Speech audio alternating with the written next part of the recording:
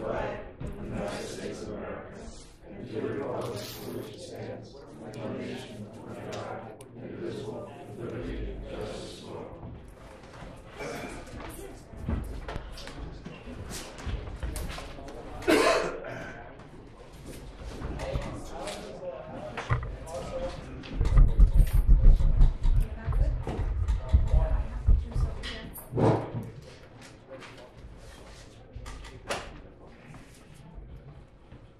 Trade off for the next one.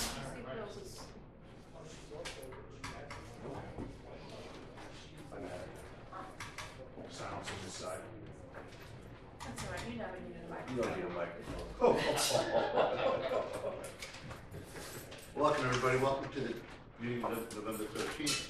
Just a reminder that if there's an emergency, we go out to the intersection, which is, in this case, is the back door, but if you keep the front door, that also.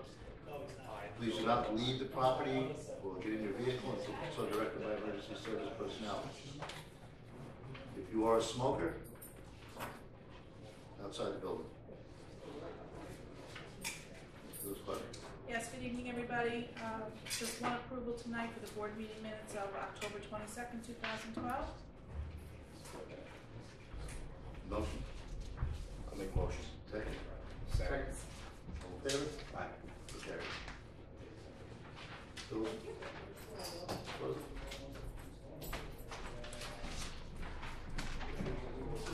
Good evening. Can you hear me? Okay. Bills for the period of October 25th through November 13th. Total $449,803.62. The five largest of those bills. Number one, Rosemark Contracting, $52,494.64 for work on Hill Street, which is from Sewer Key Money. Yep. Dr. Eugenia Gamboa, Main Street Grant, $36,450. All these grants, we have received the money before we pay them out. Jayco Construction, $36,221.54. Carmen Street, from Bailey to Ryder, that's CHIPS money. Fur Reel, $33,921.87, another Main Street grant. Big Belly Solar, Main Street grant also for trash cans. $19,564, and those total $178,652.05. If I have approval. Motion to accept is presented. Motion. Any questions? All in favor? Aye. That's all, except in front of you, you have your information, cash balance as of October 31st. Thank you. Just a quick comment on the last several weeks, in which we had a bigger audience, just on how well the DPW under the direction of DPW Superintendent of Highways, Joe Dean, and we've got our call, how hard the men worked, and the cooperation with Patchogue Fire Department, Chief Perry and his crew was just incredible. Those two groups of people unto themselves managed this community and helped us get through what could have been a very difficult time. We're very fortunate.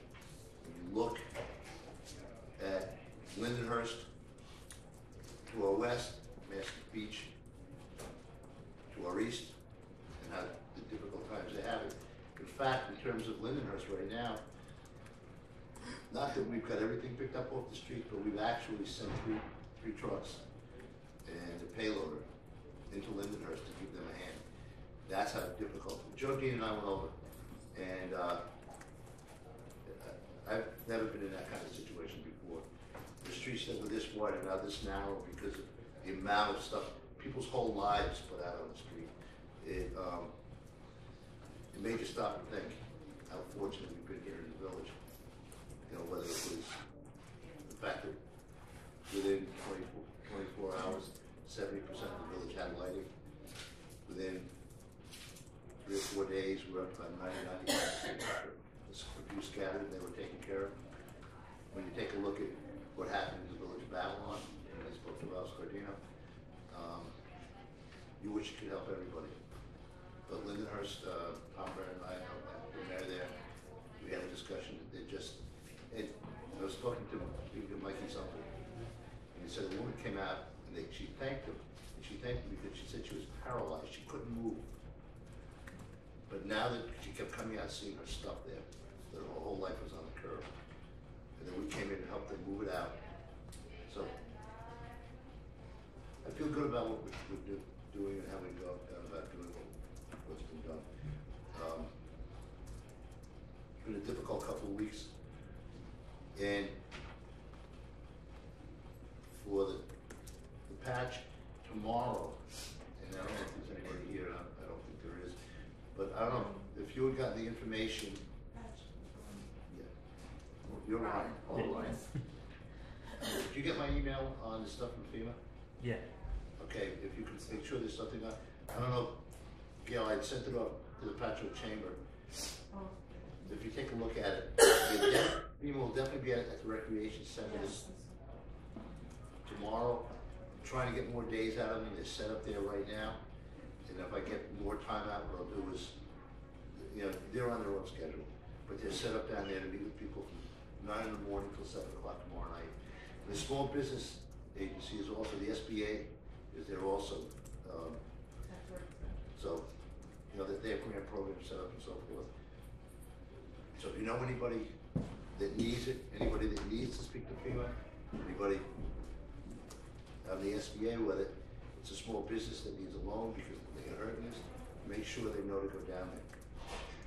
And if you could post that information that I emailed to you, and I think I put it on our website also, and I asked Jen if she could put it on. She did. Good. Well, it's everybody who's a friend of the village already knows. Okay. It's 4,000 people. Good. This is extremely important. But it has been an interesting couple of weeks. I really have to thank the board that worked hard. I really want to thank the fire department, Department of Public Safety, the ambulance company, and you know, in particular, and everybody, sometimes they get some bad press. Suffolk County PD, they were great. Very, very supportive at every point of the way. This difficult trail that we went down to. You know, Inspector Mojica and his staff gave us as much support as they could at any given time. We worked very, very well together. Doing Berwick and code enforcement and time and efforts that they put in. Joe Keys was there most nights. So it really, and I kept looking at Brian at various times to come down and help us decide how to do things legally to make sure that everything we did was in that manner. But I really want to thank everybody who worked on it. And I also want to just thank the residents because they were so cooperative, and we did get some calls, obviously, you know, the day after, but they were very compliant and very patient, so thanks to you as well for understanding that we can't be at every place at every second, but the guys did an amazing job. well, the thing about this too is the staff here had to handle the problems and how you handle it, how you make people feel comfortable about the decisions you make become extremely important. But that being said, I really wish to put it out to the village staff as a whole, a tremendous amount of work during this. But it's not over. You know, as we go through this, it's not over. That being said, we have a presentation tonight from Level G Parking Consultants, Jerry Giosa, talking about meters and the effect that they'll have on the village, the pluses and the minuses. And Mr. Giosa, the stage is yours. Did you get your power back? Yes. You have lights yet, Jerry? Did you get your power back? Yesterday. No. Let me ask you a question. 15 days. You're, does this at your business or at your home? Both. At your home, are your telephone poles on the street or behind your house? Behind the house. That's the problem. I talked to some guys very quickly. Patchogue Fire Department housed 35, 40 guys from Nova Scotia, Canada, Nova Scotia. And they said they were working in Nassau County. The biggest problem they had were the poles behind the houses, because you couldn't get back there with a piece of equipment. They had to drag the poles by hand.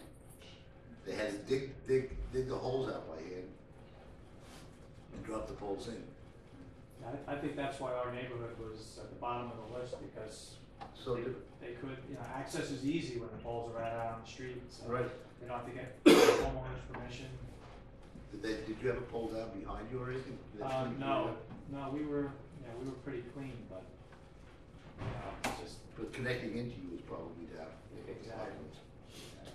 I was talking to these guys, and it was like a horror show.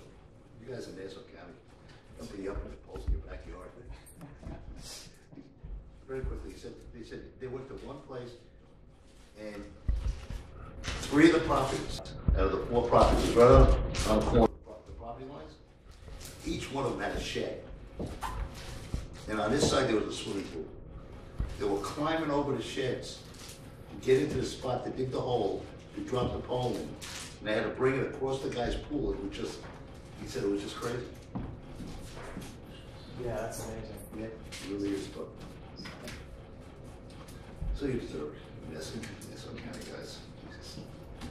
Okay. So I guess I'll talk about parking, and if you want to just kind of have an open dialogue, you can ask me any questions as I'm going through these topics. But it's something that we've discussed before, and I just want to kind of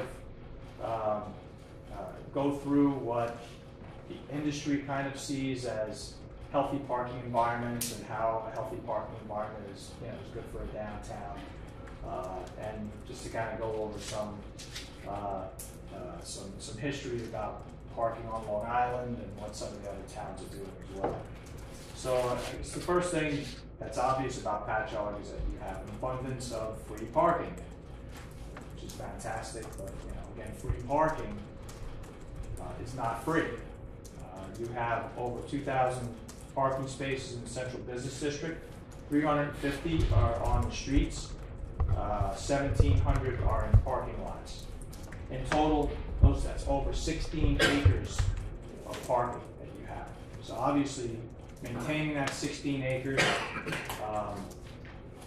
putting up lights, maintaining the lights, running the lights, enforcing the parking spaces, removing the snow removal, you can see how the costs start adding up. So the free parking supply, from your perspective, really is not free. There is a cost associated with providing that parking supply. In addition, Patchogue attracts a lot of visitors coming in from other towns. As a result, you have increased services that are associated with those visitors. Police, garbage, other services that are required to handle the additional visitors that are in town. So I'm gonna read through the villages and towns on Long Island that have parking meters, and you're gonna get to see kind of a common theme among them. These are downtowns that are active, very similar to Patchogue, that have a lot of visitors. So they've kind of seen that charging for parking is a way to get something back from the visitors, or to offset the cost of the additional expenses associated with those visitors.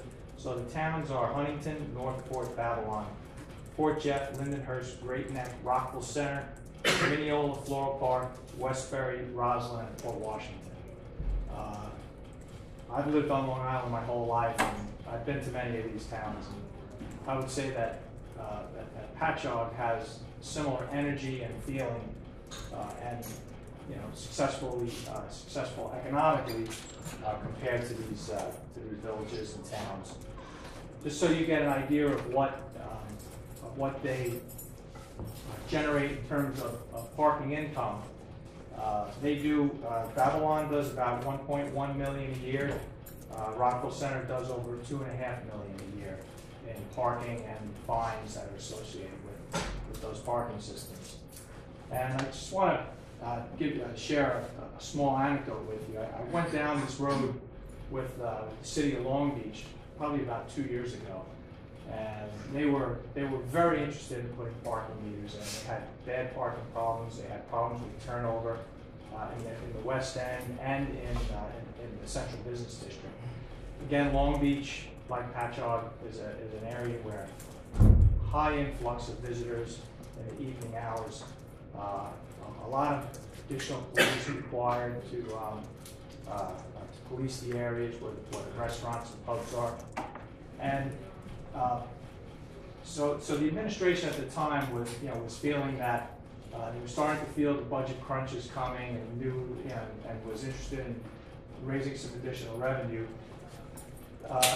Ultimately, they decided not to go with parking meters, and if you're reading in the papers, they've undergone one of the largest tax increases in the area within the past 6 months.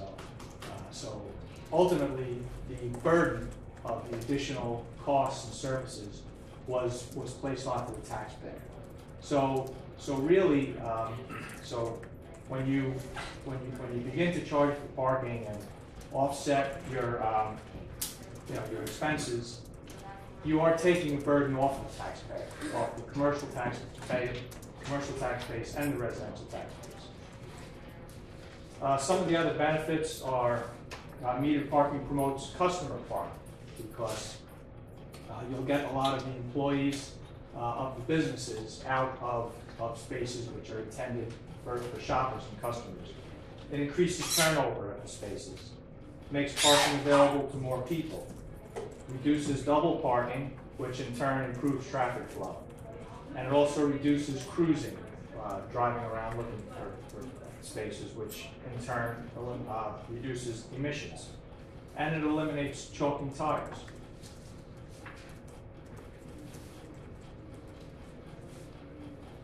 One of the things that I believe about parking revenues, and in most cases, municipalities will recycle money that is collected from the parking meters back into the blocks that the parking meters are sitting.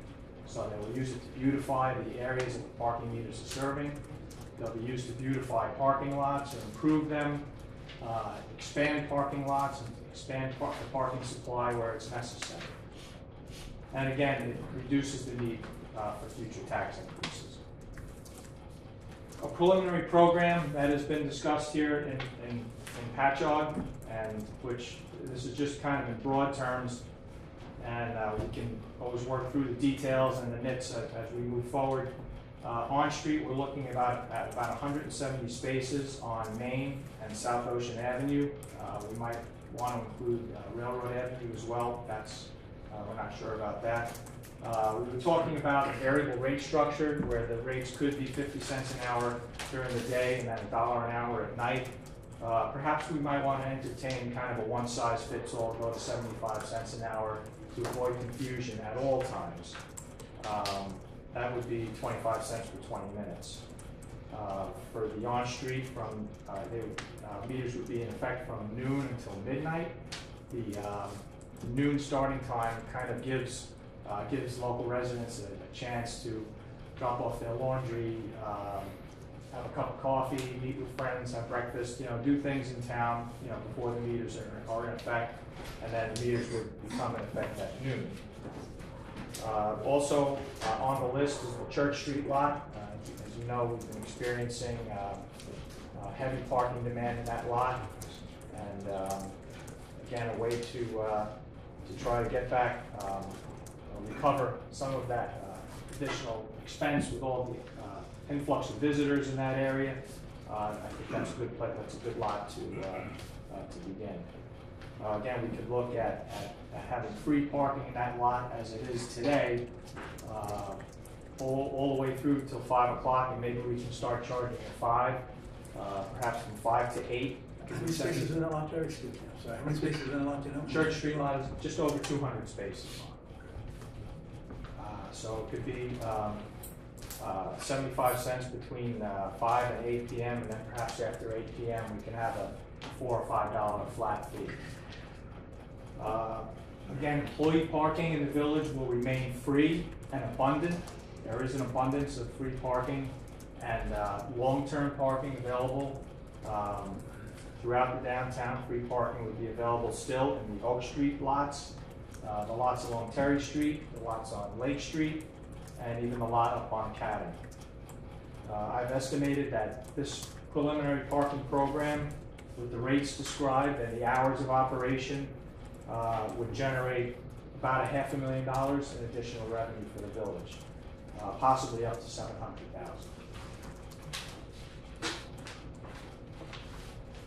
In terms of of collecting the revenue from the meters. Rather than using single space meters, we would consider multi-space meters, which are more highly advanced meter machines. They take credit cards. They don't have as much street clutter. One multi-space parking meter can take the place probably of 10 to 15 individual parking meters. Again, you can have multiple payment options: cash, credit cards, smart cards, tokens. You can add a pay by cell phone feature to these machines as well. There's reduced cash handling. Each machine has an accounting of how much cash is in the machine, the lock. Each machine has a lock box that is taken out, so the possibility of theft is greatly reduced out of the meters. They're solar powered, so you don't have to wire them up with big trenches in the streets. They leave a paper trail, solid state, generally easy to maintain. They're good for, they will generate reports in terms of how much activity, parking activity each meter accommodates, the amount of revenue collected. So these reports provide a lot of useful information in terms of utilization. Are they accessible through our computers? Is it something that we could monitor off-site also? One of the vendors offers an on-site solution to that, where you would actually have your host server would be here in Village Hall. But most of the others have an off-site server that you would access all that information from. Web-based? Yes. So and there is a fee associated with it. It's usually about $40 per machine per month to access that data, and also all the credit card transactions and everything go through that, and it's all PCI compliant and dedicated for that use. In general, the machines would pay for themselves in less than 12 months, and they will last from their track record about 10 years. There are merchant programs, validation programs, where merchants can validate their customers' parking transaction through these machines. We sent out some information to the major vendors, and we did get some responses, and I've summarized those responses on this handout.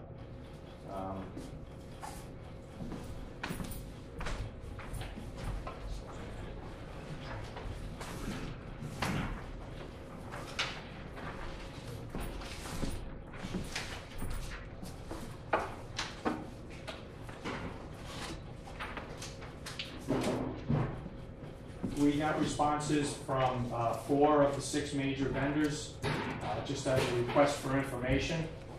And the 2 vendors, the 2 other vendors, I had some quotes in my office from recent projects that they had submitted, and also some information on the internet that I was able to glean. But you'll see from this little spreadsheet that the main player in the market is a company called Patchogue. They're a French company.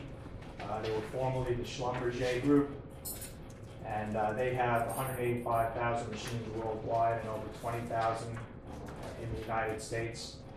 They have installations in Lynbrook, North Hempstead, East Rockaway, Rockville Center, Nyack, and New York City. So they have a heavy presence here in the area in terms of maintenance and service crews. You'll see the other 5 vendors have various levels of experience behind them, but again, Patchogue is the #1 vendor. On the second column from the end on the right, you'll see that the cost of these machines ranges generally between $10,000 and $12,000 a piece. There is one vendor, a German company called Hectronic, that is offering a reduced rate on their machine because they're trying to enter the U.S. market in a big way. So they've reduced their costs considerably. I have pictures of them below. Some of them are prettier than others. The one second from the right, the digital machine, a lot of people believe it's a good-looking machine, but when you add the solar panel to the top, it looks a little awkward. It doesn't have the solar panel built into it. So that's pretty much what I have here. There's certain machines, when you talk about using cash, can you just limit them to coin? You can. Because it seems like dollar bills are with it. Yeah, the one Achilles heel of these machines is the bill acceptor. It tends to be finicky, and in moist climates, on a drizzly day, the bill acceptors don't always work, and they do add about $2,000 to the cost of each machine. So a lot of municipalities have chosen for their machines to only accept coin and credit card. So you can put bill acceptors in some machines. This installation that I described along Main Street and in the Church Street lot will require probably about 18 machines. So you can put bill acceptors in some of them if people don't have, you can direct customers to those machines with bill acceptors, because you can pay at any machine. You don't have to just go to the machine that's closest to your space. So each space would have a number designating that space, like if you were to park in front of a particular store or whatever, that space would have a number that you would punch into the machine. Is that how that would read? That would be my recommendation, to go with a pay-by-space system. It offers you a lot of new technological advancements. If you're familiar with the machines, the pay-by-space machines, the pay and display machines in New York City, you have to take your ticket and go put it in your dashboard and then go to your destination.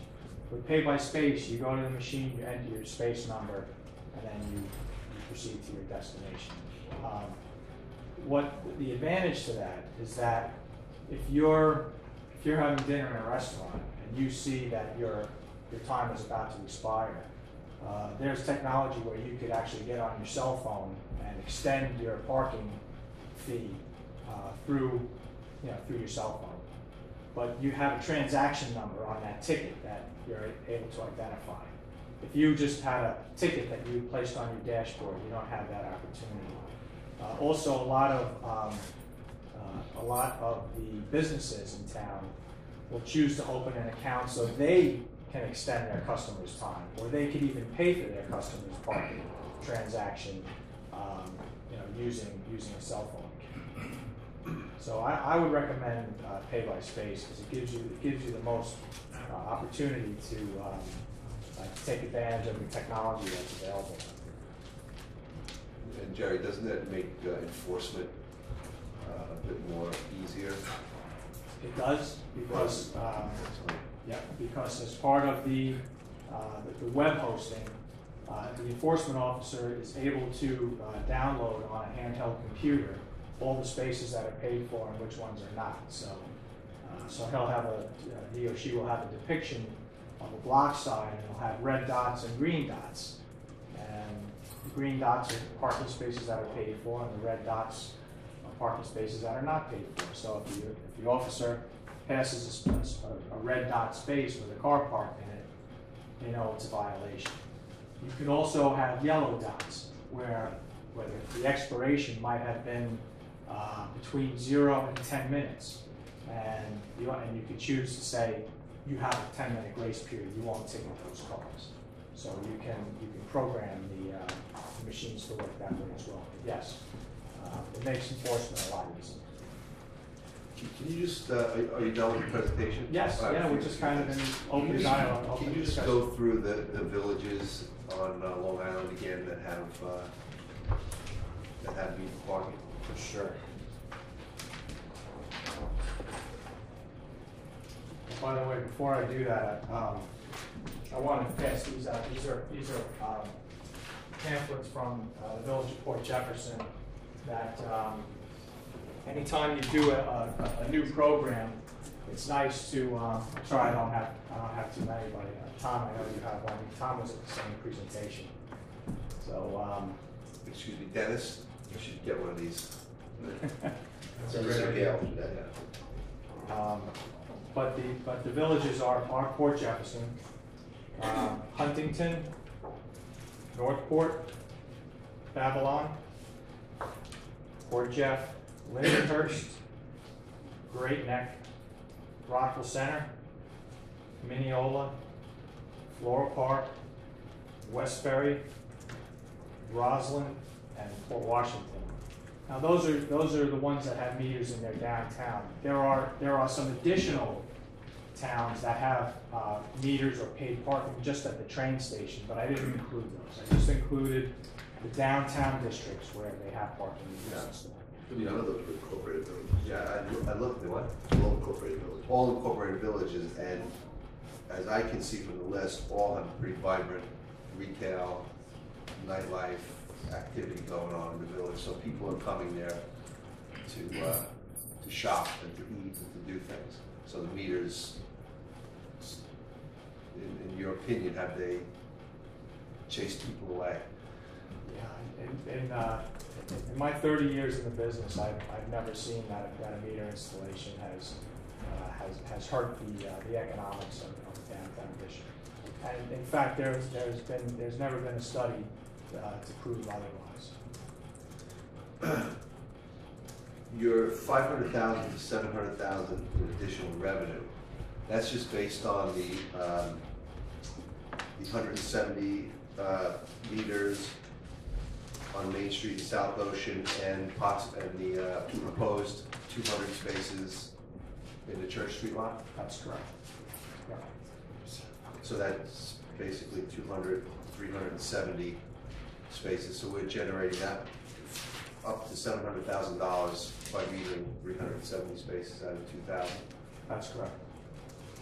You know, one of the things that George Hogan and I talked a little bit about, and something suggestion that he had talked about, and something that we would consider here as a board, is we actually set up a parking commission where those funds are separated out and kept within that, whether it would be for the purchase of properties to expand parking, to do the repaving, to pay for the parking enforcement, but to keep that money within that downtown, within that parking. So I think a lot of people, what they look at and say, okay, oh, it's $700,000, now you're gonna take it, it's gonna go to the general fund and you're gonna pay pension costs, you're gonna pay. I think that we need to kind of take a look at it that way. So people are real secure that money instead of going in, especially the downtown businesses, that are most affected by it, that those funds stay within. So something that we need to kind of discuss with internally here, but to put it on the table now, that's a sense that I have. I think that gives a comfort to both the businesses and the residents that the funds will be used for what the funds are, you know, need to be used for. As we talk about this, Paul, I think we should under-promise and over-deliver. Let's talk about the low-end number. Let's talk about the $500,000. Yeah. It works with the $500,000. It works a whole lot better with the $750,000. Now that includes violations? Yes. Yes. Yeah. Well, out of that, what is the revenue from the meters themselves? The nickel lines and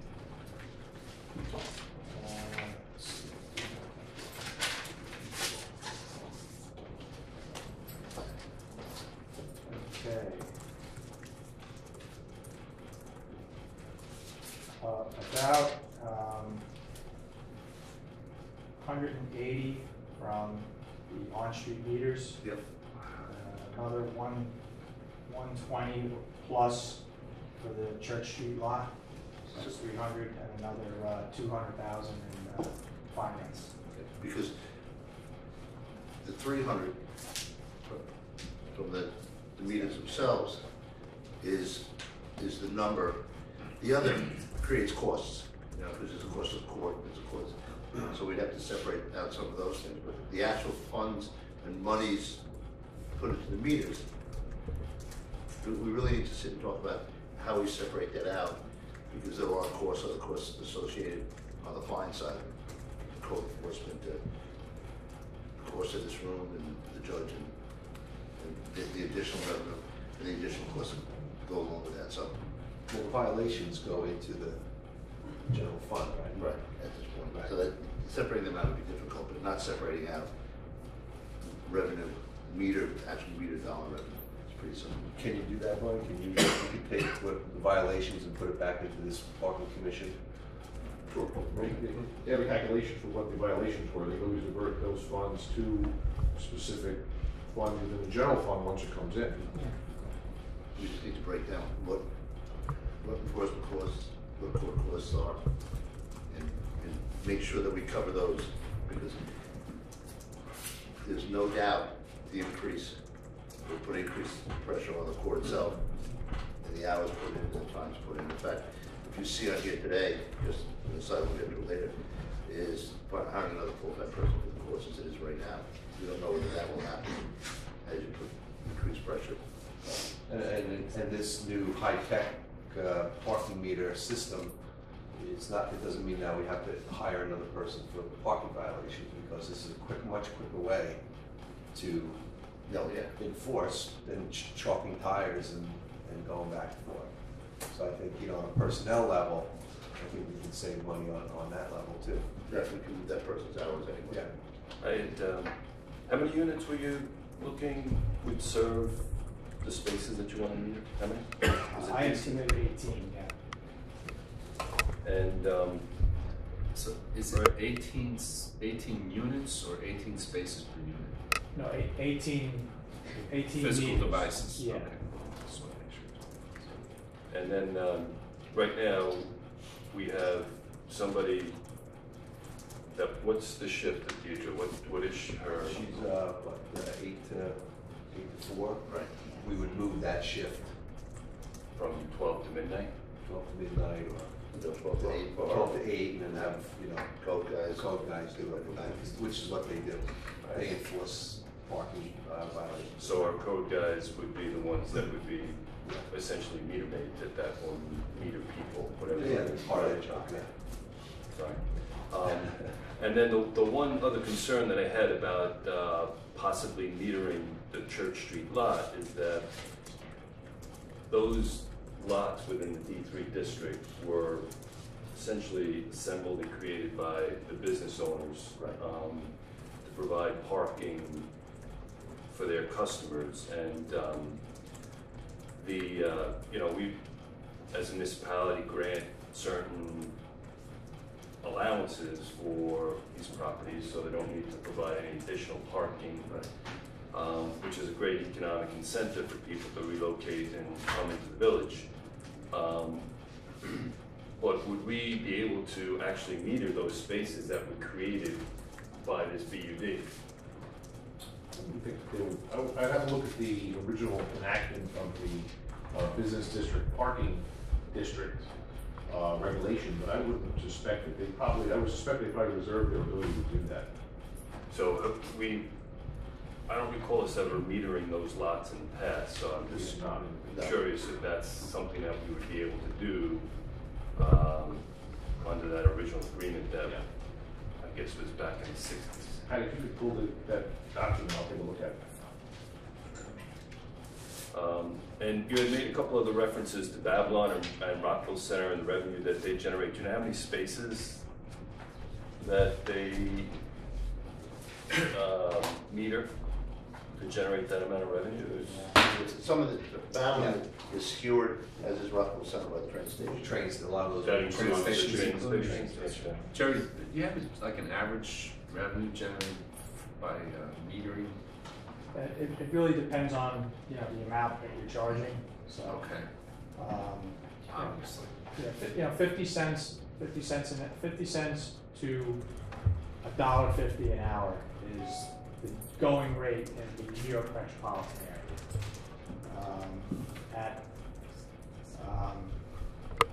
At 50 cents an hour, you can, just kind of as a rule of thumb, I hate to use these metrics, but at 50 cents an hour, you could think about maybe $1,000 per meter per year. $1,000 per space. Yes. Per space. Space, not Right, per space.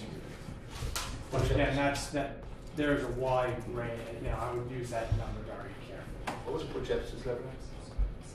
Port, Was it closer? oh, I don't have that. Yeah, they were up at about $300,000 in parking meters and almost twice that much in violations. So they were about $600,000.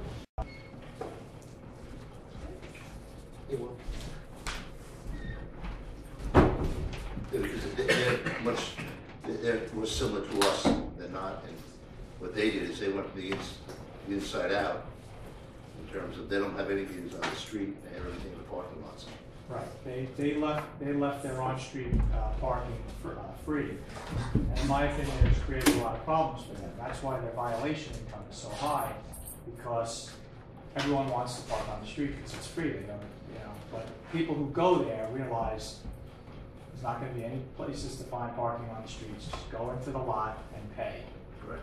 And the people that cruise around and around and around looking for spaces on the streets end up wasting time, creating traffic. And then, of course, you have to enforce those spaces heavily because there's such a high demand for it. So that's why their violation income is so high. And they have to drop tires, and it's kind of a very kind of aggressive enforcement effort on the streets there. So it's better to have balance if you have meters on the street.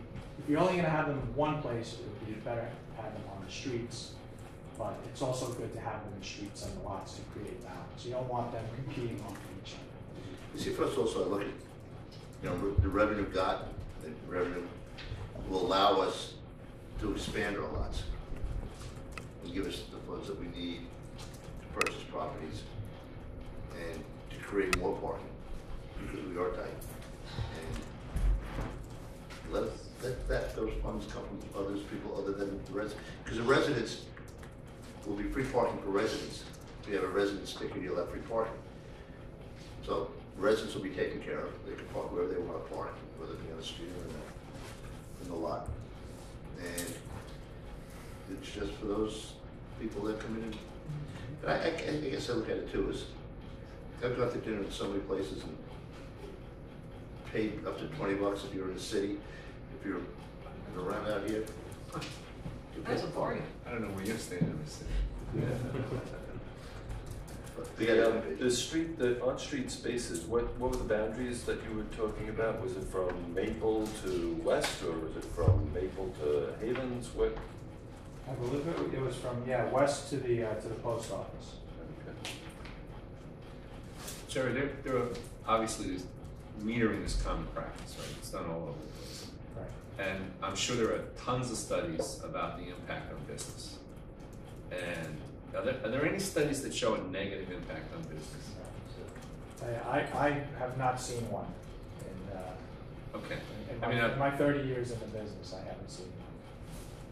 There's, everyone has a story or an anecdote or an opinion, but there's no evidence of data, empirical data that supports those claims. any other questions from the board? Yeah, can I ask a question? Yeah. Just from an enforcement standpoint, the board is considering exempting village residents from parking payment requirements. If let's say and the car is parked in spot 38, and there's a red dot next to that car on the meter printout, spot 38, our officer is going to have to verify that car has a valid village parking sticker on it before they would issue a citation, obviously. Correct. Right. That's what Port Jeff does. Okay. Yeah, you have to have a sticker in order to qualify for that free parking.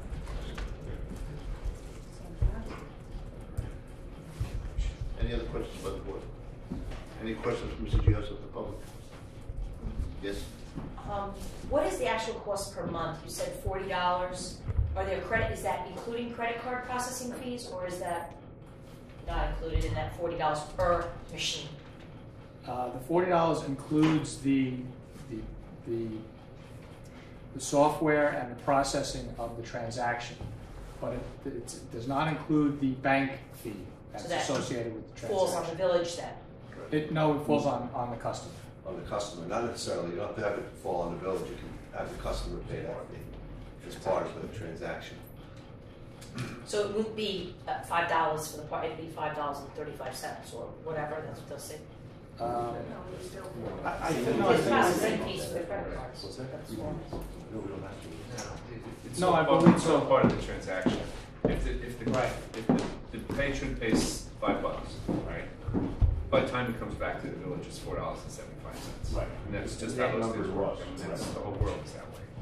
Right. Maybe that's not the point. So it's included, the bank fee is included in the transaction fee. Has there been any studies that show a positive effect that meter parking has on a downtown area like ours, Patchogue? There have been studies that show, not in terms of economics, but in terms of traffic flow So and there's regulating traffic. there's no studies regarding negative or positive effects of installing parking meters in the village? I don't think so. In terms of economics, I don't believe there's any study. I don't know of any studies either way. Well, I think if I can join in on that conversation, I think what it does is it creates a turnover in parking. If you look at Main Street right now, and if any business owner who follows the rules of not parking on Main Street, they'll tell you that there are a great many cars. What percentage, Jerry? I think you guys studied. What percentage of cars are parked more than 2 hours on Main Street? Over 20%. Over 20%. So that's the over 20%. That's the guy who's driving down the street, finds a parking space, and he's going to stay there maybe for 8 hours. He could be a store owner. So what it does is it's the guy who's driving down the street, wants to stop at Del Fiore for lunch. He drives down Main Street. There's no spaces because spaces aren't turning over. So I think it does have an economic impact on business on Main Street because it does create that turnover in your primary spots. And if those spots are filled with store owners or people who aren't shopping, it's not making any money. And if that space is generating $1,000 a year in revenue, if it's a store owner parking there, it's generating $0 in revenue. Now, I said this to Jerry, and I had heard this at a hearing many, many years ago. The average space in the core business district is worth about $250,000 a year in revenue to the downtown. So as Jack said, if somebody plants themselves there every day and picks up a spot and moves themselves around and denies a retail customer the opportunity to purchase, like, you know, and a lot of purchases are spur of the moment. Like Jack said, was to Del Fiore's, to stop in a Colony shop. They're driving down and they see, oh, children's store, I got to get something. They can't find a space immediately. Many times, oh, I'm on my way home and say, well, I'll stop at so-and-so's, Babies R Us. So, and I don't know how true that number is. Again, it's something that has struck me and stayed with me from years gone by when this whole big discussion of parking meters started probably in the mid-90s. That's a mid-90s number, 250. So, and again, we're at the cusp of beginning to change as a community. We don't have as much retail as we did back at that time. The Squeezy's gone, and you know, the Pinch Shop and serving straight retail, but they still are dollar generators. Those spaces create money, you know. And What- parking on Main Street. What's to prevent a village resident permit holder from not parking 8 hours in a spot that's going to be exempt from them parking there? 2 hour rules. 2 hour rules. Right. So how do you, I guess you'd be chalking tires again for the resident. For the resident. Yeah, fire truck, but it wouldn't be that one of those things. So right now we're getting the turnover on Main Street due to the fact of the 2 hour rule. We don't have turnover on Main Street. Okay. That's the problem. You know, we enforce it, but, you know, there are, and I think, I don't know, Gail's gone? Okay. You know, Gail can attest to the fact that the biggest culprits are the store owners who park there all day. Because that, you know, the reason I asked about the economic conditions or studies is you have businesses that are just office-based business or businesses that employ a daytime, maybe clerical, office crowd. Would there be maybe a permit for employees to park at a certain location or locations throughout the village? There will be, we're just talking right now on-street parking and Church Street, which of course affects you because it's in your neighborhood. Right. But there's still, 1,700 free parking spaces in the village of Patchogue, but people will just have to walk to get there. Right. That's, and I think one of the misconceptions here is that we're charging people to park in the village of Patchogue.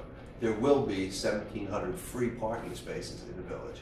So if you really don't want to pay for parking, you park behind Terry Street or you park behind Oak Street and you walk to where you have to go. And frankly, employees should not be parking in the prime parking spaces. They should be parking furthest away.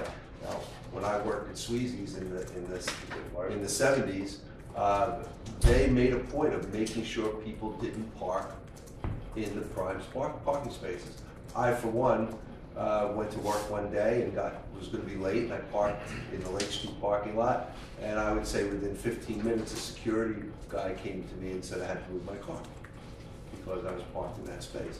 I mean, it's for security reasons and parking, but there's going to be ample enough free parking in the village for people. Can I just ask a question? I guess it's also to consider is that even if you feed the meter, you're limited to 2 hours. Because Brian just mentioned something that, if a resident parks in a spot, he's limited to 2 hours. But if you're there, That's a discussion. Yeah, it's one of the things that we talked about. Jerry recommended is that, say after 7 o'clock at night or after 6 o'clock at night, you $5 for the whole night. So if somebody's going to dinner or they're going to a show, you put $5 in the meter and you get out 5 minutes more. So the 2 hours would be for the daytime. The daytime, yes. Also, Jerry said you can kind of re-up, after 2 hours, go into your phone and get 2 more hours. But if you can re-up, then what stops the village Yeah. resident with the sticker from Well, he's not staying there all gonna day? use the meter at all. He's just But gonna have to this- stick with them. Just, I think what we all have to understand is that the whole system has to be kind of figured out, vetted out. Sit with two of the chambers, sit with. Yeah. I mean, there's so many different options you can do here. We have to sit down with other municipalities, see how they really, how they do their programs. But, we want to be able to give the residents the opportunity to not have to pay for parking. And it's a practical side of this one, Last year, the 2% tax cap came into place. So we're living in a limited fund society now. The limits of what we can, what we have to be able to get done, those things that make this a better place, are becoming more limited as we go along. Just for the sheer fact that you don't want to put pressure on the public. The resident of the village of Patchogue pay for parking lots that are in the downtown. They have to raise taxes because you need to bring on another parking meter officer because of chalking tires. That's a $70,000, $80,000 deal. So the revenue that we get from this is something that offsets a cost that would have to go back to the resident taxpayer, and not only the commercial taxpayer. And the resident taxpayer shouldn't have to have that obligation. It should be borne by the user and be supported by the commercial tenants. But we need to keep that in mind, George. How do you mark the space? Like put a sign in the space? How do you know what space it is? There'll be a number on each one of the spaces. Does it need a sign, or you can write it on the? It's usually on the pavement. On the pavement. Yeah. Just write it on the So page. like we do on the railroad lot. The railroad lot is set up that way. But I think that having as many options as we do, we just need to put this out and let people understand this is where we're looking to move. And all of the units are about 11,000 apiece, so you're looking at $180,000, $191,000. Thereabouts on that. I would budget Almost $200,000. $200,000. Now that's for the units and the software that goes along with it, and what's the? Yeah, that's installed. That's installed. So, Yeah. and then the All in cost. So it's a software for the officer to have on his smartphone or his laptop. That's all included. All that those dollars are included. Yes. So you got $800 a month for the, right, $40 a year. Right. There was a monthly charge associated with the back office function. For each meter? Yeah. $4. 18? So would it be all money collected minus fines would be set aside and just used for improvement in the parking? Right. Yes. And some District violation money, right? Mm-hmm. Yeah. So Violation money after expenses from the court? Sure. Is that how it works? So would you make I guess a sinking fund or a fund strictly? Yeah, we look to put up, I'd have to talk to Ronnie and Annie as to how we do that. Because there's some times you can do a dedicated fund and other times you can't. But we would create a budget that was driven by the revenue of the meters. And then that budget, those numbers and those dollars would be directed into that budget line. Would you use it to bond out and possibly buy future sites for more parking? Yeah, that's really where a lot of this conversation started, was that if we were gonna do that, how would we do it? And our bond rating now is such that we can probably get money for about 1.7 to 2.2%, 2.5%. Well, if it's a revenue bond, wouldn't they look more at the revenue necessary than the general obligation of the municipality, or? Yeah, Yeah, only the revenue bond. right. That's the essence of the revenue bond, that's what it is. Yeah. The rates are similar though. Yeah, so 6 to 1/2, whether we do it as a general obligation bond or a revenue bond. So, well, that would depend Revenue also on bond the other backed by the different bonds. village, guaranteed by the village. Yeah, because one of the things we look at would be the bonding, is are there other things that we would bond at the same time? Do we need another vehicle, do we need something else? So you package them all together. If you package them together, then you can't do it as revenue, it's gonna be a general obligation. But that's something that we look at sooner than later, but down the road, as to what is the most effective and efficient way to do this. But, thank you very much. Very thank you. And probably within the next couple of meetings, we'll make the decision to go out to bid on it. I'll talk to the BID, talk to the chamber some more about it to find out exactly, based upon the plan you have laid out. Okay. I appreciate it. Thanks, Jeff. Okay, one of the things that we've just completed is contract negotiations with our municipal employees, the union employees. And what did you with you tell me? Yeah. What we settled with them on is salary increase for the first year 1%. Year 2, 2%, year 3, 2%. Year 4 and 5, 2.5%. For year 4, 2.5%. For year 5. Retirement eligibility. And this is for medical benefits. The contract, existing contract, had that every 10 years, if you retired after 10 years, and are eligible for retirement, you have to be age 55 or 62, depending upon what tier you're in. Currently, it would be 50%, you have to pay 50%, and after 20 years, you got your medical at 100%. What is proposed and what was agreed upon is that existing employees remain the same, and that new employees would be, after 15 years, it would be 50%, and they'd have to work 25 years to get the 100%.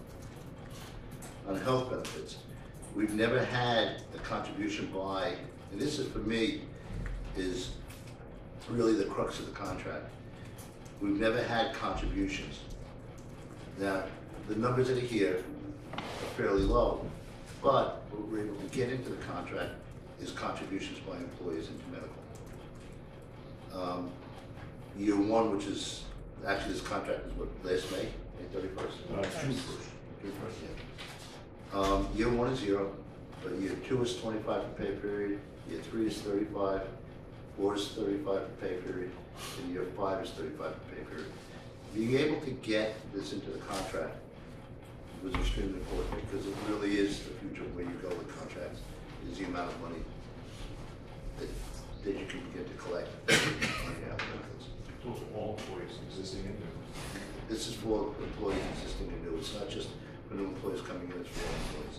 So it 35, 62 employees. 65 employees. Probably had 65, 70 employees. So, and those are the big things. Then there are some minor increases for lead men and stipend for mechanics, but not to that it really affects. Total increase over 5 years comes out to averages out to 2% a year. It's a 10% increase over the 5 years, and we go from $20 per pay period the first to 35. Questions by the board?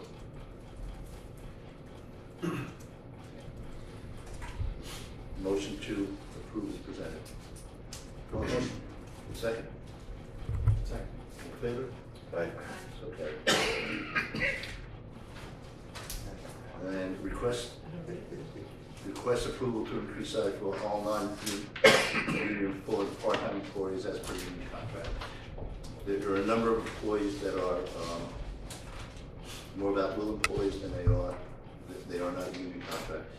We've always done traditionally is that the non-union employees get the same raises and benefits as per the union employees. Motion to increase salary for non-union full and part-time employees as per union contract. Motion? Motion. Second? Second. All in favor? Aye. So carried. A little earlier this evening, I made a comment about court and what we're recommending and with the approval of Justice McCall is to hire from the civil service list a full-time court clerk for the Village Justice Court. That will be down here on Wednesday. It's up for free service. Suffolk PD has been working very diligently in our village, and between that and what public safety has been doing, parking violations, it's a very busy time. And based upon the monies that they brought in and that the court has generated through fines, we will be able to very much meet the court, which is probably, you know, the starting. I want to say it's Say $43,000 to $45,000 for benefits, and you could probably go 3/4 of that. So you're probably looking at about a $65,000 to $70,000 salary, but it's needed. The overtime is being put in by Debbie and Nancy, and that's incredible. The justice request. And well, it really came through this office, the justice, just kind of watching how difficult it is. So I think it's that they will more than meet the dollar needs. Motion? Motion. Second? Second. All in favor? Aye. So carried. Mr. Smith?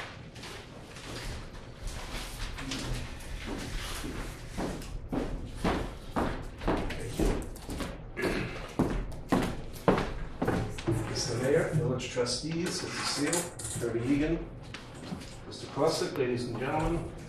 Dennis Smith with actually a pretty brief BID report.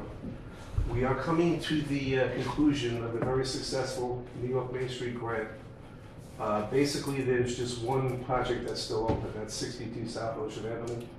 It's been problematic from the beginning, first because it was on the historic register, and then secondly, it just took a little bit of time to get the components that we needed to get that project underway. The lighting components are in. We are waiting for some cables, which we expect to get this week, and we should have that underway by the beginning of next week. The good news is that we've gotten an extension again until the end of the year. The contract's going to remain open on the grant, so we have until December 31st to get all the projects done and get all the paperwork completed. In addition, we have 2 streetscape projects that are open. One is a planter project on West Main. The planters are in at DPW. Obviously, with what's going on in the last 2 weeks, they've not been deployed. And I learned that I could use some streetscape monies that I had left over for big belly trash receptacles. So we have a few of those coming, again, to be deployed in the West Main Street area, and that'll take place hopefully in the next couple of weeks. We did have an audit on the 23rd of October. It was a good audit all in all. We were complimented on filing and documentation. We will not get a final report on that until after the first of the year, simply because we have the contract open until that time. So what I'm gonna need to do as we complete these projects that are still outstanding is send that paperwork in, and then they will process that and send a written report on the audit at that point in time, probably somewhere in February. Other than that, I don't have a lot. We just had a meeting this afternoon. The BID board authorized another $1,000, making it a total of $2,000 to promote the Christmas holiday boat parade, which of course is going to happen this Sunday, 6 o'clock on the river. And $500 was also appropriated for the Christmas parade on Main Street to support one of the pipe bands. And Christmas decorations are being delivered tomorrow. You'll be in. So if there's any questions for me, that's all I have. Dennis, what is 62 South Ocean Avenue? That's industrial coverage. The old Union Savings Bank building. That's the lighting project that we're going to do. And again, it was the historic clearance that we had to get. There was a little bit of an issue because of that clearance, getting the proper lights. And then in the last couple of weeks, it's just been the hurricane and the slowdown that came with that. Dennis, I think you should tell the public what a big belly trash receptacle is and does, because I think it's really cool. It is a solar paneled trash receptacle that you can squeeze or compact. It's a compactor. You can put 160 gallons where you would normally put somewhere between 40 and 50 gallons in a normal trash receptacle. So we did have one at Mascot. I think it was moved right before the hurricane. Was it moved before that? It's floating. They're quite efficient. They're solar powered. We're going to have a smart element on these. So what these will do is it will call DPW when they need to be empty. So SB, excuse me. It's going to notify them. It comes with a smart technology that's going to notify DPW if it gets too full where it needs to. It's Joe. Joe's looking forward to it. Joe's direct line? Cell phone. 2 a.m. They're great, you see They them are all over. great. I've It's seen very them in the efficient. city and- Yeah. Yeah, a lot of cities. And we have a few areas in that place where we could really use them. There's a lot of traffic, a lot of trash, if you will. So they'll fit in well. That's all that. Thank you. Thanks, Dennis. Trustee Keys. It's Jim, we have another. And you don't have a report to Makes a read what you wrote here? She left it for you. I guess. All right. The Rotary Club of Patchogue is spearheading a fundraiser for victims of Sandy. It's the Emporium on Monday, November 26th. Cocktail party, $20. Asking restaurants for donations, asking for beer and wine donations. Checks should be made payable to the Patchogue Community Service Foundation. The Chamber's working with all service clubs and the Rotary Club. Community Interfaith Thanksgiving Eve service, November 21st at 7 o'clock. It's at the Church in the Nazarene. That's the corner of Franklin Avenue and Nazarene Way at North Highway. November 25th, Sunday afternoon, at the United Methodist Church, 1 to 3 p.m. The vigil for Marcelo the Cheryl. That was postponed from December 1st, breakfast with Santa, South Ocean Middle School, 9 to 11 a.m. And also the Chamber is doing a holiday video business promotion to promote local shopping. A 2 to 3 minute video segment will be produced with each participating business and posted on YouTube, social media sites, and email. The videos will be posted by Thanksgiving and will run until the end of the holiday season. I guess details at the Chamber office. Thank you. I like Gail's presentation better. I know. Great voice.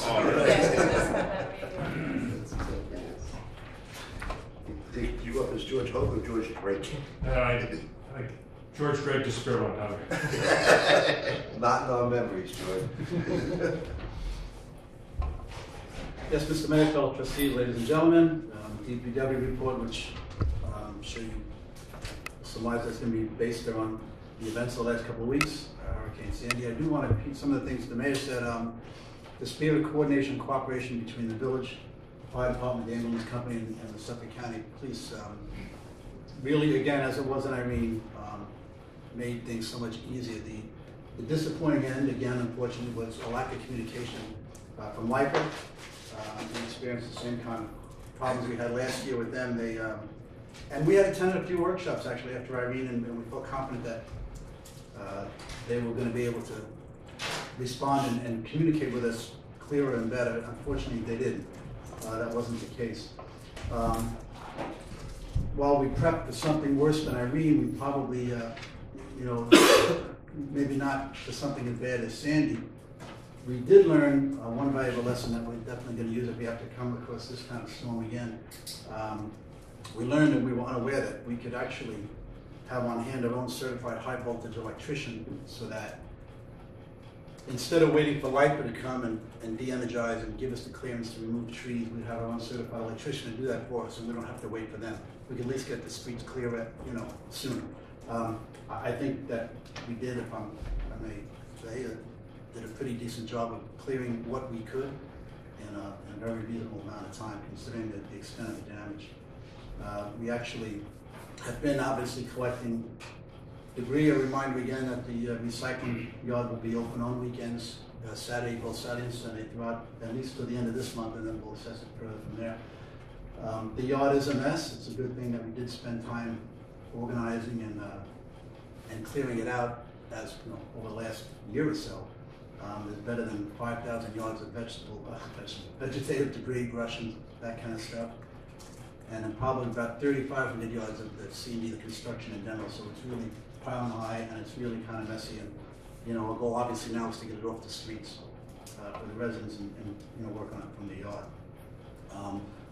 One of the things, and I do want to thank the residents and Patty, thank them for their cooperation and patience.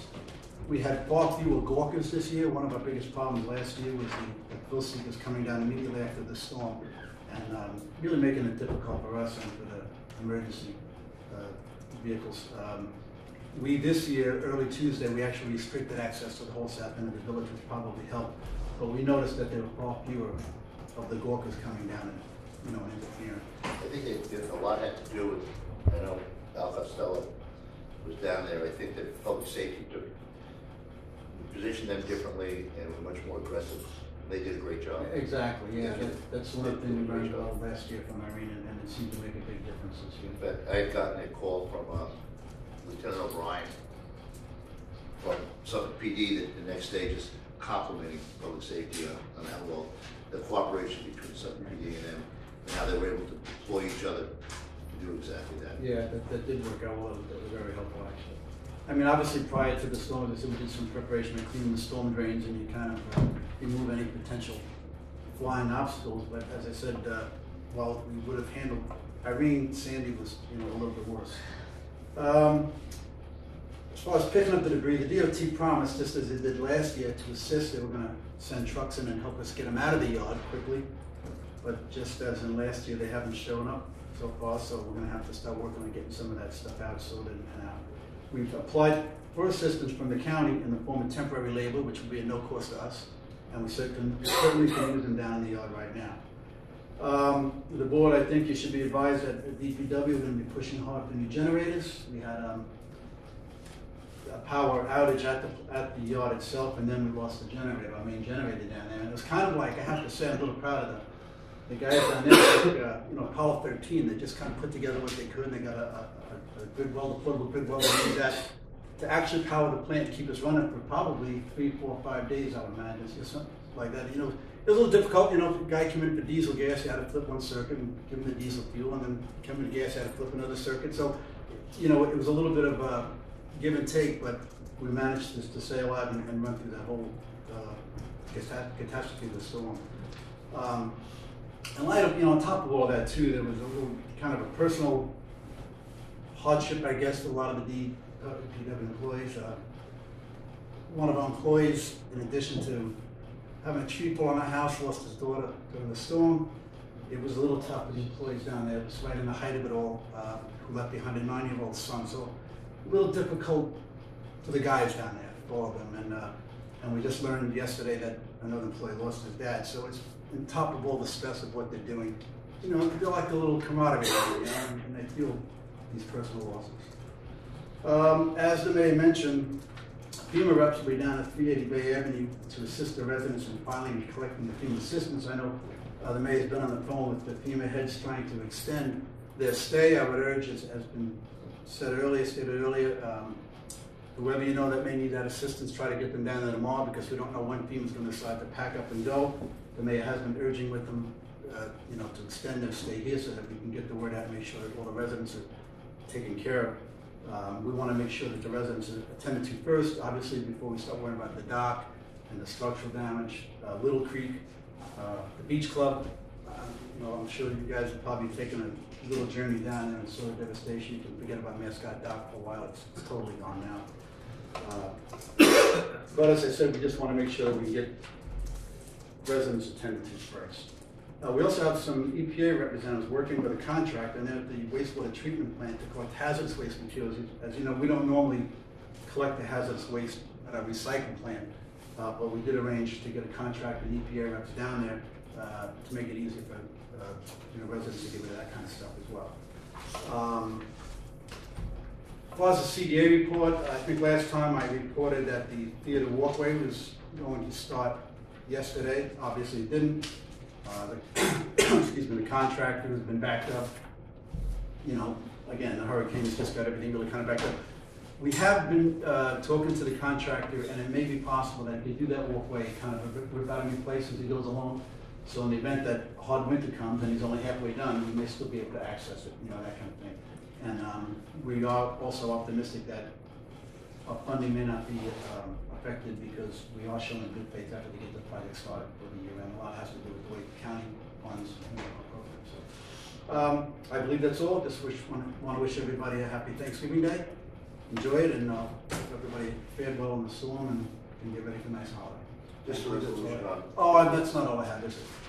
I'm requesting approval to provide DPW services to the village of Lindenhurst to assist in the cleanup from Hurricane Sandy. And, you know, as the mayor said, while we had a lot of issues down here, comparatively speaking, we fared fairly well. The place is just a complete mess. People lost it. And whatever help we can provide, I think, you know, will go a long way. And I think it's local. It's just to formalize the fact that we're doing it. Yeah, exactly. Motion? Motion. Second. All in favor? Aye. Okay. Thank you, Mr. Mayor. That's why. Mr. Green?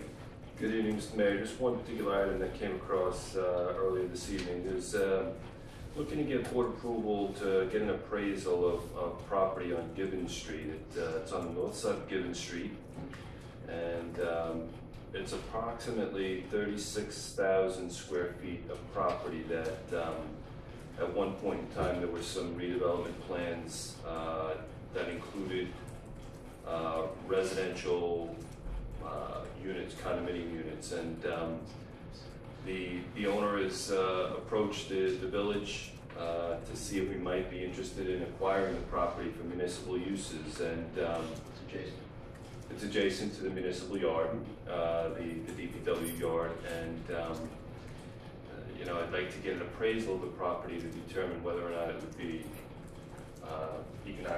economically sensible to do it, number one, and then get an evaluation of how best it might be able to serve the department. So what I'd like to do is hire an appraisal to appraise. Let's see the section, block and lot number here. It's section 204, block number 4, and the lot is number 1. And it would be as an assembled parcel as opposed to a subdivided parcel. Can you make the call on that? Yeah, I'll make a couple of different calls. I'll obviously call Rogers and Taylor first. They provided us service in the past and always come in at a good number. So I'll give them a call and reach out to them tomorrow. So appreciate it. No, just approve it for appraisals to be done on that property. Right. And that's in the form of a motion. Second. All in favor? Aye. Okay. And that's all I have for this evening, Mr. Mayor. Thank you. Mr. Mayor, fellow trustees, residents. First of all, I want to take a minute and thank Jolene, and Trustee Keys and the Mayor for a really exemplary way that they handled this disaster. Ben Vitale had a really over-the-top compliment in Patch. And I don't know how many of you know Ben, but he's a curmudgeon. And it's very nice to have somebody like him say really positive things. I don't have any real business except to request approval to waive all building, this is a motion. Request approval to waive all building department-related permit fees for residents who've been affected by Hurricane Sandy. Also add to that, building fees on those that are doing, example, I've had a couple of residents who did not have any major damage to their homes. They want to raise their homes because the water came that close. So if they're doing any storm mitigation, raising their homes, adding additional drainage, repairing bulkhead that may not be purely damaged, but to be supported, anything storm related in mitigation, and is to mitigate a problem, a potential problem, those fees also. Would we consider also perhaps commercial property owners as well? It says for residents on here, but you know, if there's any commercial property owners that might take those same measures. Absolutely. So we make it residential and or commercial, Yep. who are doing repairs related to Hurricane Sandy or mitigating future potential storm damage. How would we determine during the application process that they qualify? Would we have some sort of a questionnaire or something that we develop? Let Peter Savage take a look at it. It'll be at the determination of. At the determination of the building inspector? Yeah, Peter did some great work also during this thing. Giving us a lot of advice, both the fire department and the village, as to how to handle certain building issues that were happening, flood issues. I think that by doing this, in fact, I was talking to Bruce Borges, and I just made a comment about the building fees, and he said, that's the stairway that I need to get up to the second floor, because he's looking to raise his house. He's going to go up 6 or 8 feet. I got it. Thank you. All in favor? Aye. I've got one last thing, as long as I have the microphone. The bid and the village and the Chamber of Commerce are trying to raise some money to replace the Eloise Dodger sign that used to be in between, was it J&R and Gino's Pizzeria. We've already raised $900. Okay, yeah, $900. So make sure the Patch puts that out there. I'll give you a copy. All right. Thank you. That's it. What's it going to cost? It's going to cost $3,500. 25%. You did. In public. Yeah, I thought you were sticking it in the pocket. Thank you, Mr. Mayor.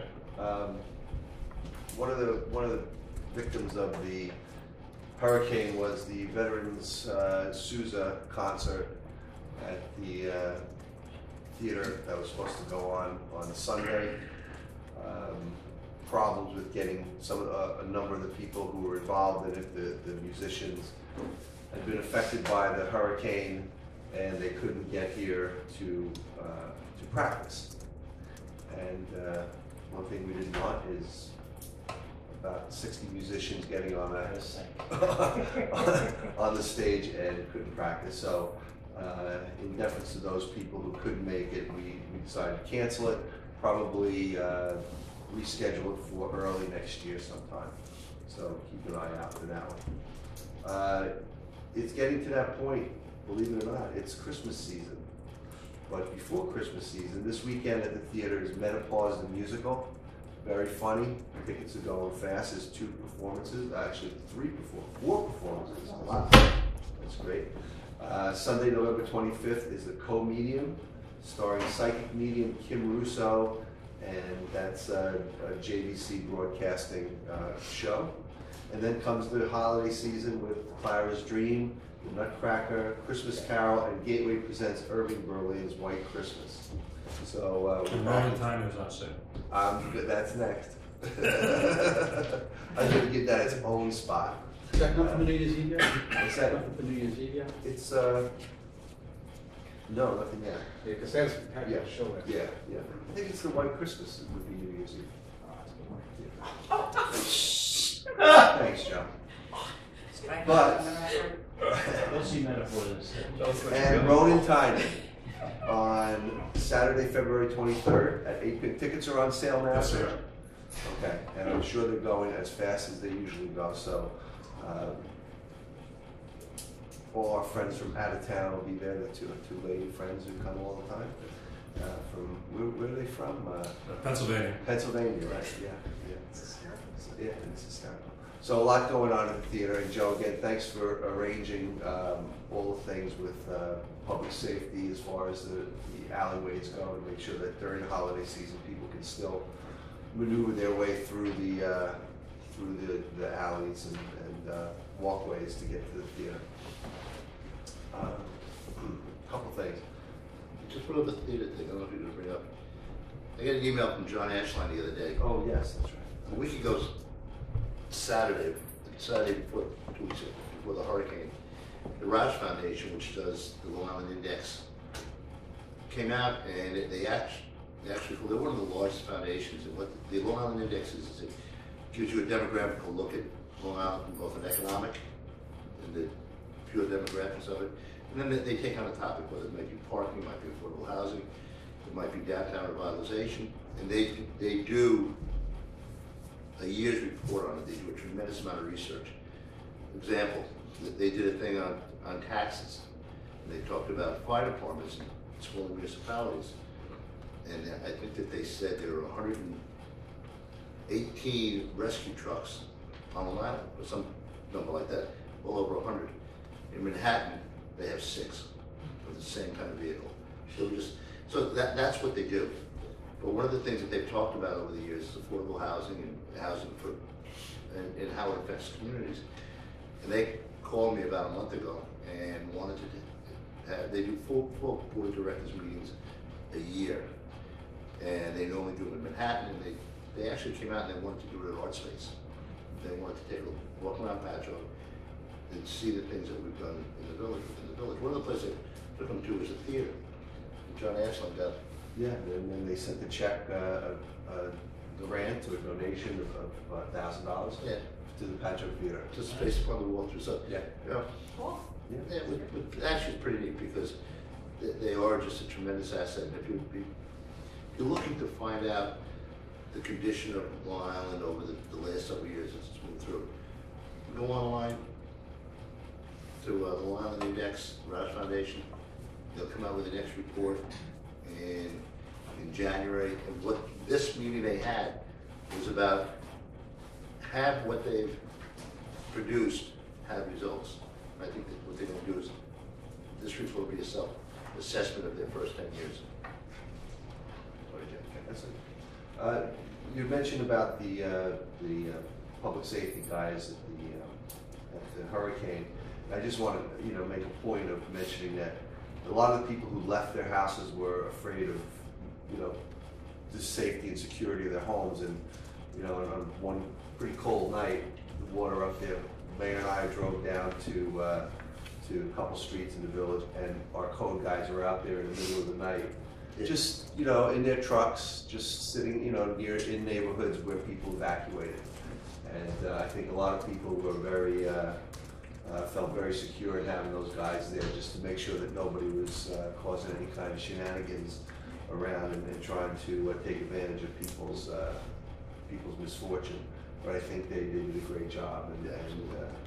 And as I drove around that night, nearly every street, ahead of every street, there was a code guy there, and they would ask you who you were and make sure you were getting through only if you really needed to. So good to those guys. And I want to commend Trustee Devlin, and my wife Jennifer for manning the village Facebook page nearly 24 hours a day, getting information out to residents when they needed it most. Good You job. know, Ben was Yeah. very proud of Yeah, they did a great job, and volunteers. you know, a lot of volunteers out there who kind of behind the scenes got a lot done during the hurricane. They did a great job. I'd like to set a public hearing for United Storage on Waverly Avenue for extend their special permit parking for November 26th. How's that? Madam Clerk? Yes, that's great. Second. Motion?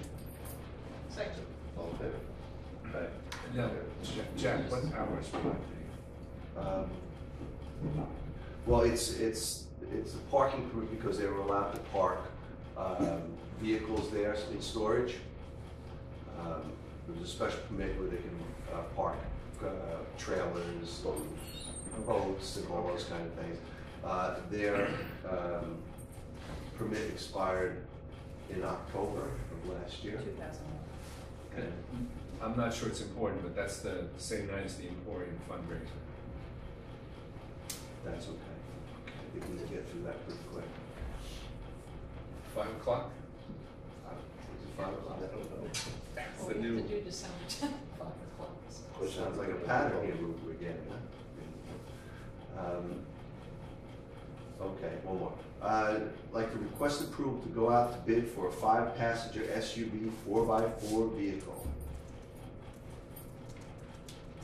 Would that Motion? Would that be for the code or or is it That just? would be for the use of the mayor. What we're paying. Motion second? Second. All in favor? Aye. Opposed? So carried. And just again, you know, I was out one day with the mayor and the fire department did a great job down there rescuing people down at Ryder Avenue and you know, saw Chief Perry a number of times and I you know, don't want on the rescue. yeah, so you went on a rescue. Lucky you, I didn't get to go on a rescue. But I don't know, Bernie, and you've been in Patchogue a long time. Have you seen flooding like that? No. Were you here for the hurricane of 38? I think most people who lived in Patchogue for a very long time felt that experience was worse we've seen here in quite a long time. So Not near as bad as our neighbors. yeah, not near as bad as I spent time in Mastic Beach and saw what they went through. And we were all pretty lucky. My wife spent a lot of time in Staten Island, her hometown, and she did, believe it or not, she did demolition this weekend at her friend's house, who was, he had 6 feet of water in his home. It's totally gone. She, at one time, lived in that home, and she spent her weekend with a crowbar and a sledgehammer and demolished the interior of an entire house with people. So I guess that's the amount of demolition she's going to be doing for a long time. But it's a lot of stories like that of people who've gone out and helped a lot of people, and it's still going on. In Patchogue here, we're like as the mayor said, we're pretty lucky. It's pretty much over for most of us, but Carol's really young. Patty Kelly's. yeah, people that we very very close to in the village, Carol and Patty Kelly and other people really struggling through this. So just keep remembering that. That's all I have, Mr. Mayor. Here's your copies don't work. Good evening, everybody. Good to see you all. I just wanted to comment about FEMA. If anybody here knows anybody, in addition to the fact that they're in town and they are going to be in Parks and Recreation, it's very easy to fill out the form on disasterassistance.gov. And I did it for my mother because she had a small amount of damage, and the FEMA guy was at her house like 2 days later to have her fill out, you know, go over everything, take a look, see what she needed. So it's a very, very easy process. People shouldn't be discouraged and think it's this big bureaucracy that it's going to take forever. And he was a great guy, met Fred from Oklahoma. I think he said he met you, and he was enjoying his visit in Patchogue quite a bit. So he said one of the firemen's wives was doing his laundry, so he's very happy. So we were very hospitable. Other than that, the only thing I have to report is that there's a new artist's exhibit up at the Patchogue Arts Council. The artist's name is Bob Carter, very interesting, whimsical. It's hard to explain it, you really have to see it, but he's a local Long Island artist, and there will be a fundraiser on December 8th. The Patchogue Arts Council is constantly in need of funds. For $40, we'll have from 5 to 7:30 a very nice selection of wines and cheeses, and the artist will be giving a little lecture about his work. So. Which was the things, I think, Yeah, 2 weeks ago. Yeah. They had two functions. Oh, Plaza Mac, yeah. The Plaza Mac. Unity. And Same night. Oh, the same night. I have too many things going on. I'm telling you. And Did you say Heritage- that, I'm sorry, December 8th was that? Yeah, Okay. December 8th. they just had two Saturday. functions at one at Plaza Mac and Art Space, which is great. And Rob Clark, 15. Oh, should I mention that yet? You can mention it. Okay. That we're hoping for. So if you see it, just keep putting pressure on. Okay, so the county has a hotel motel tax, and that tax is solely to raise money for the arts. So that's how a lot of the other arts councils on Long Island, they get a stipend from that. Museums, a lot of different arts-related organizations, nonprofit organizations.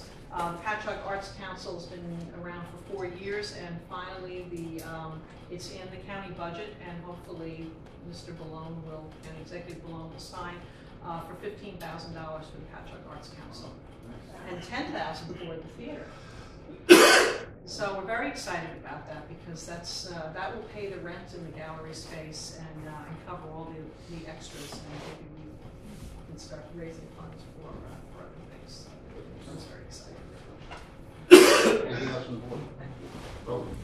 Mr. Bojack? Let's let the young lady go first. She got here before you did. I was here last month. Your name? My name is Patricia Shiner. I represent Paradise Bridals. Yes.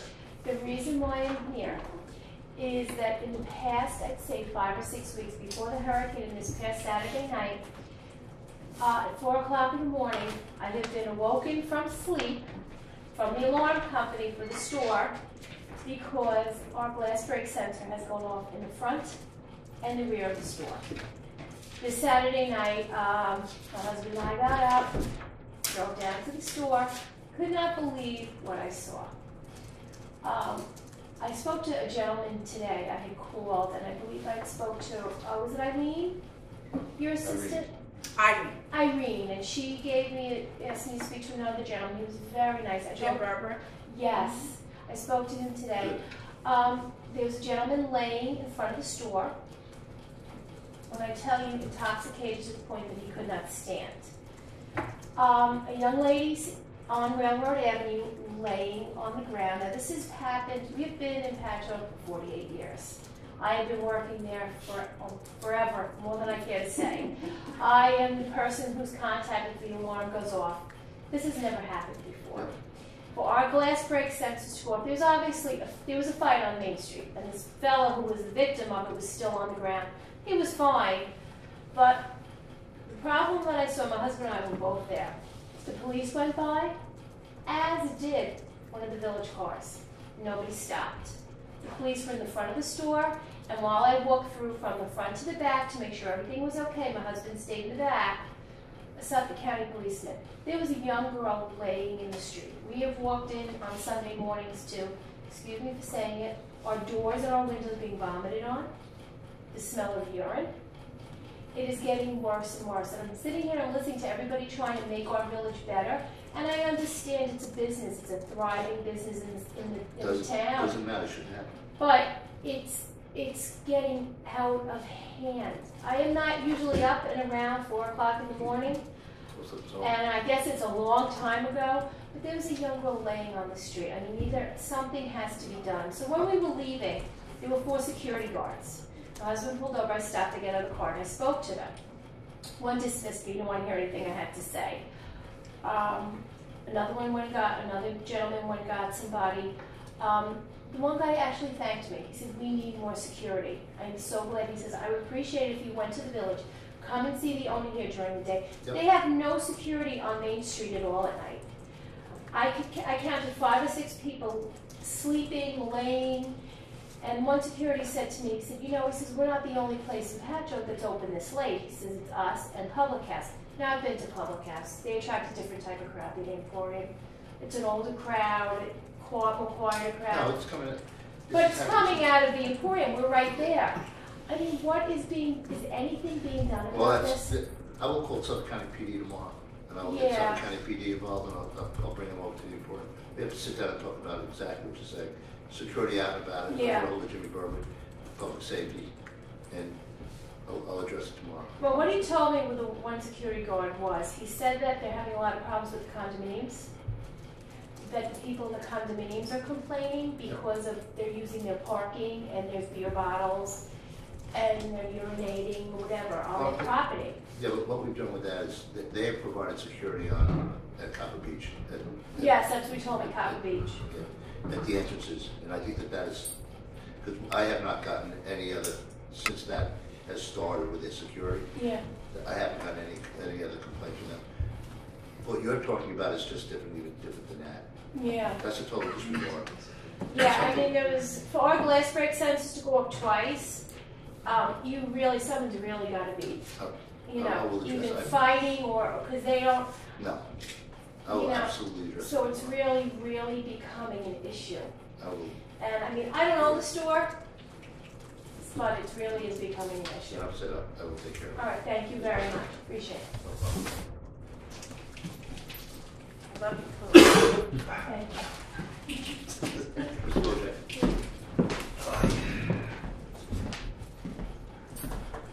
Good evening, Mr. Mayor and trustees. 2 questions and 2 quick observations. Carnegie Library, what's been happening with the Carnegie Library? We're waiting for the county has, they're doing, the property has to be subdivided. It's in the county's law hands right now. The division of the property separating it. That's what's holding us up at this point. That's the issue? Yeah, just the subdivision of the property. All right. I see Mr. Egan's gone. Do you know anything? Did Judge Asher ever sign off on the court order regarding the off-key tiki bar? You know, it was supposed to have been done right about hurricane time. I will ask Brian to give them a call tomorrow. Okay. And then just 2 quick observations. One about the traffic issues and the parking meters. I've been in favor of it all along, and I think the village should move along in that direction. Just listening to the discussion, though, about parking, the current village parking permits that we get, which cost nothing. I've been here before advocating actually the village should charge for those. I don't know what your calculations are going to be in terms of how many permits the village currently has. We had almost 1,000 resident parking this year. Okay, all right. So there's that might be another revenue stream as well for the village, something to think about. And just lastly, on this report about the Emporium, that area is also a hot spot for vandalism, including this weekend when some group of people turned over an entire planter somehow and managed to pour all the plants into the street. You've heard all these complaints before. It's just continuing and still a matter of concern. And it does affect what we're trying to do in terms of the aesthetics of that area. Thank you. Any other comments? One of the things that I want people to think about is tonight we started the meeting at 5. I probably wouldn't do it at 5 hours. We've sort of discussed it a little bit internally here, is moving the meetings to 5:30. And moving around a little bit of the agenda the way it's set up is if we did it at 5:30 is to do the mundane business of the village first, being the budget issues, the trustees, VID, and the chamber within that first portion of the meeting. Do the public hearings after that, do the public to be heard at the end. My sense is, is that maybe we may get some more participation because you have people coming home from work and they can come by on their way home from work. It's not one of these things where you get home at 5:30, 6 o'clock, you have dinner, now you're in the house with your kids and your family. To come at 7:30 and may not be able to be heard until 9, 9:15, 9:30. For many of us, and many of you that sit in the audience, if you get up at 6, 6:30, by the time 7:30 comes, you're into 13 hours, 14 hours, and 15-hour days. My thought is maybe by just sort of readjusting the agenda a little bit, starting at 5:30, you're probably somebody that could roll in here if they have an issue they want to deal with the board, that they can get here by 6, 6:30, and be out and be home for the night by 7:30. Just a thought, something that we'll discuss some more. We're probably gonna have to do 5:31, because the reason we did this one is Lori was being honored by Patchogue Youth. They, because of the hurricane and the fact that they had lost power for most of the week, that's moved to the 10th. So the December 10th meeting will be. It's a meeting again. Will be an early one. But just some thoughts. Think about it. Drop a note. Grab one of us. But the public maybe a way to spur more participation. That's what it's about. Paul, I don't want to interrupt you. No. I just didn't know if the public to be heard is over. No, let me comment. Let me comment on this. Anybody who has an opinion about scheduling this meeting, send an email to a board member. But we should also put the question on Patch. Yeah. You know, I hate to say it, I'll take it. I'll put it up as what's that? Local voices question or something like that. I mean, yes. And you know, we should put it on our Facebook page because 4,000 people get that, just like that. You know, I mean, it's. I'll do it. Yeah. Good. Thank you. It just, when you do it, put in the reason for it. You know, the ability for people to get here on their way home from work. To shorten everybody's day. It's not a shorten my day, but you know. I'm lucky that I can sleep later in the morning than a lot of people. So Laura, you'll do it? Yes. Okay, I'll copy it and then I'll put do it it on Facebook. and I'll send it to Patch after you do it. Oh.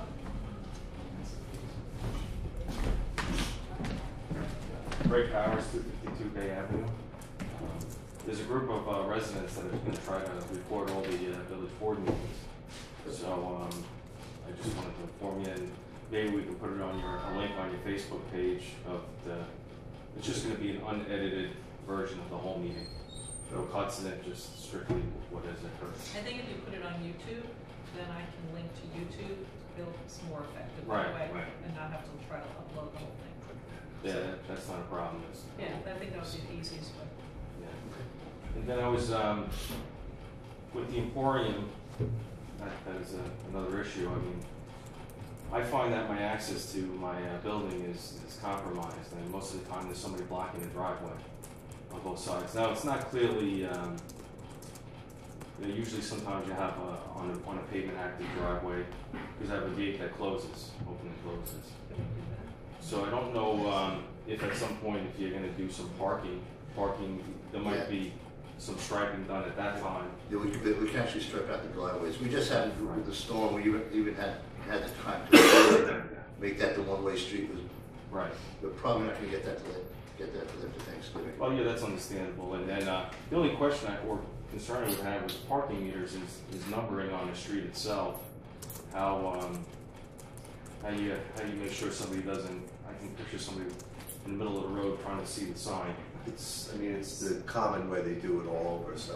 Right. You do a curbside. Yeah, come around on the Oh, curb. curbside would be good. Well, in New York City, I use the other system, which I have a card for. Yeah. You have to put the receipt into the window, but that's because it's all on-street parking. Yeah. It's on street. And I just had another question. Does the board itself have any work sessions or meetings where they would discuss what's going on in the village or working out other issues? Not normally. Greg, Right. if 4 or more of us are in a room together, Right. by legislation, it's gotta be a public meeting. So, we might have a conversation with three of us sometimes. But we don't do what the town does. You know, we get together 5 minutes before this meeting, and everybody has things that there's a quick question about it, how something's structured. But there are no formal votes there. There's nothing that's any formality. It's just not a quorum. It's just not I was just kind of curious because I see a lot of, for me, being from the public, I see a meeting agenda and what happens, and obviously there's some information before you, which the residents don't have available to us, as far as maybe a motion that somebody's going to be making, or maybe a report from level G. It would be nice if the residents were able to have a copy of it when the meeting happens, so they can follow along, just so they know what's actually being transpired. That's all. Patch posts the agendas. Not the agenda itself, but the material that would be in front of Tobacco it. material is what you're talking about. Yeah. Which there's been a little change in the state law, in the open meeting law. There's a new section added, Section E, part of 103, Section E, which says there's records pertaining to media that should be made available to the public. Greg, I drafted my letter to you today after speaking to Brian Egan, so you'll be getting my response to that. And just so you understand, you can come in on a Friday and request to have backup information. I can give you the backup. Yeah, no, all I would like to do is then just be able to, if it's easier enough with an electronic format, be able to post it online. It's not as easy to do it that way, because I'll tell you the truth. This particular meeting, Some information is like this is the staff today. Right. Sometimes it's this big. I don't have the staffing. I don't even have the proper type of scanner to even do that. It would be well, I would think certainly very difficult to do it on most. We would not give it to you in a Word document, because somebody can change a Word document. We would have to PDF every single sheet. Right, well, that'd be impractical. I mean, if it's a copy, it's fine though, but, most of the time, if you come in here, you were going to pass a resolution in regards to something. It would be nice to know what ordinance it is that you're dealing with and verbiage behind it. It's always said in the legal notice, and I know Mr. Bojack has taken advantage of it, that the proposed local law is always available in my office once the notice goes out. That's not even foilable. You can just come and pick that up. That would be ordinance related. Would the board members have that in front of them before they're voting on it? Yes, they get that with their packets go home to them on a Friday before a board meeting. I prepare the agenda, and all the attachments to that goes to each board member hand-delivered every Friday. I think the legislative intent when they added or amended the open meeting law was to allow the public to be able to go to one source and get all the information that will be discussed at the agenda. That's the only reason why. That would be me. You could come on a Friday, and I could make those available. And obviously, if it's this thick, it's not something that I would want. But if it's a half a dozen, or just 20 pieces of paper, it might be helpful to use. Thank you so much. I appreciate it. No problem. A motion to adjourn? Motion. Second. All right. 5 to 7, it's pretty deep.